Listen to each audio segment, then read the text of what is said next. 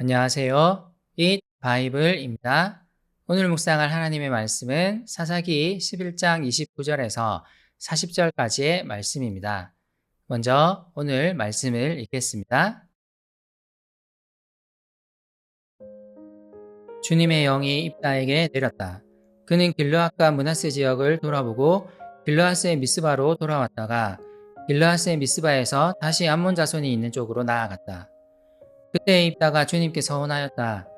하나님이 암몬 자손을 내 손에 넘겨 주신다면 내가 암몬 자손을 이기고 무사히 돌아올 때에 누구든지 내 집 문에서 먼저 나를 맞으러 나오는 그 사람은 주님의 것이 될 것입니다.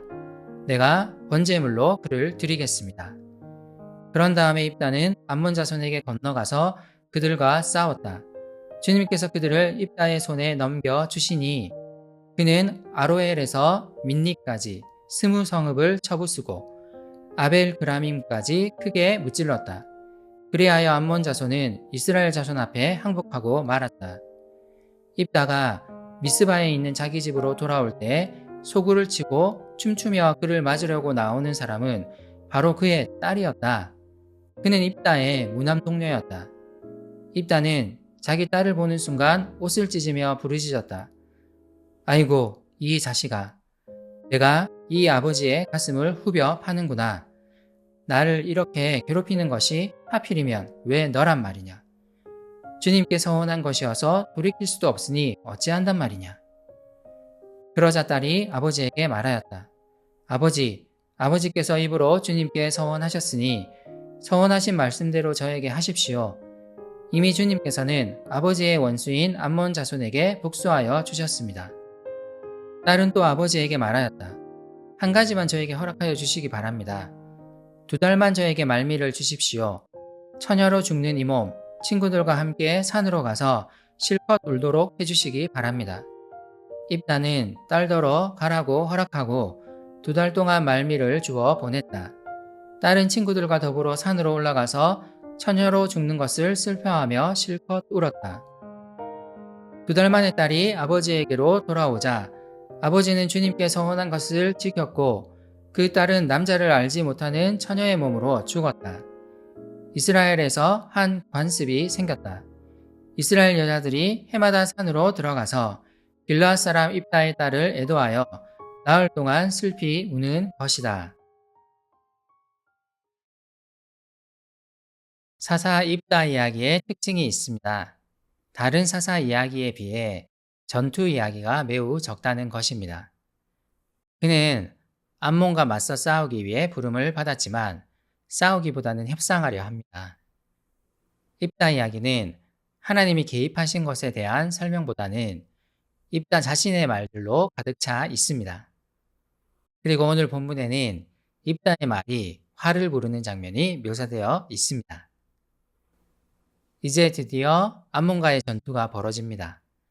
사사기는 주님의 영이 입다에게 내렸다는 언급을 함으로써 하나님이 입다를 통해 이스라엘을 구원하시는 것임을 분명히 합니다. 그런데 여기서 입다가 이상한 행동을 합니다. 오늘 본문은 하나님의 영이 그에게 임했다고 묘사함으로써 그가 승리할 것임을 약속했습니다. 그러므로 그의 승리는 협상의 대상이 아닙니다. 하나님이 이미 약속하셨기 때문입니다. 그런데 그는 갑자기 스스로 하나님께 조건을 내겁니다. 하나님이 암몬을 이미 그의 손에 넘기셨는데도 만약 암몬을 넘겨주시면 이기고 돌아올 때 가장 먼저 자신을 맞으러 나오는 그 사람을 하나님께 번제로 드리겠다고 서원합니다. 하나님은 입다에게 조건을 요구하신 적이 전혀 없음에도 말입니다. 지금 그는 하나님마저 자신이 주도하는 협상에 끌어들이려 하는 것입니다. 이런 입다의 행동으로 인해 암몬과의 전투 이야기는 매우 짧게 묘사됩니다. 대신 오늘 본문은 그가 제멋대로 내건 조건이 그가 아무렇게나 내뱉은 말들이 어떤 결과를 낳고 있는지를 보여주는데 초점이 있습니다. 사실 입다는 우상 숭배의 풍습에 매우 젖어 있는 사람이었습니다. 그는 입으로는 하나님을 말하고 있지만 이방의 풍습에 익숙한 사람이었습니다. 율법은 웬만하면 하나님께 함부로 맹세하지 말 것을 경고합니다. 하지만 입다는 그들의 신의 이름을 걸고 맹세를 남발하는 가나안 풍습에 익숙한 사람입니다. 그가 가장 먼저 자기를 맞으러 나오는 사람을 번제로 드리겠다는 맹세도 마찬가지입니다. 하나님의 율법은 사람을 번제로 드리는 행위를 철저하게 금지합니다. 하지만 입다는 가나안의 풍습을 따라 인신제사를 드리겠다는 맹세를 합니다. 이 맹세의 결과는 참혹했습니다. 그는 그의 종들 중 한 명을 바칠 생각이었을 것입니다. 보통 개선하는 전투 지휘관들을 가장 먼저 맞이하는 사람들은 그의 종들이었기 때문입니다.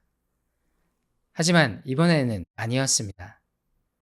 그의 무남 동료 딸이 가장 먼저 그를 맞으려고 춤을 추며 나오고 있었습니다. 그제서야 입다는 그의 서원을 후회하며 괴로워하지만 그의 관점에서 돌이키기에 너무 늦었습니다. 그의 관점에서는 하나님께 그가 약속하는 것이었기 때문입니다. 그리고 그는 딸의 부탁대로 2달의 시간을 준 다음에 그 2달이 지나자 그가 하나님께 서원한 대로 그 딸을 번제로 바칩니다. 레위기 27장에는 하나님께 사람을 드리겠다는 서원을 했을 때 돈 혹은 동물로 대신할 수 있는 규정이 있습니다. 하나님은 인신제사를 철저히 금지하셨기 때문에 잘못된 서원을 돌이킬 수 있는 규정을 동시에 주셨습니다. 하지만 입다는 이것을 고려하지 않습니다. 그는 가나안의 풍습대로 딸을 번제로 바칩니다. 오늘 본문 어디에도 입다의 행동이 하나님의 명령이었음을 말하지 않습니다. 입다는 그의 입으로 하나님을 내세웠지만 그의 행동들은 전혀 하나님의 율법을 따르는 행동이 아니었습니다. 오늘 우리 삶을 돌아봅시다. 나의 삶은 어떻습니까? 입으로는 믿음을 말하고 하나님의 인도를 말하지만 행동은 세상의 풍습과 세상의 메시지를 따르고 있는 것은 아닐까요?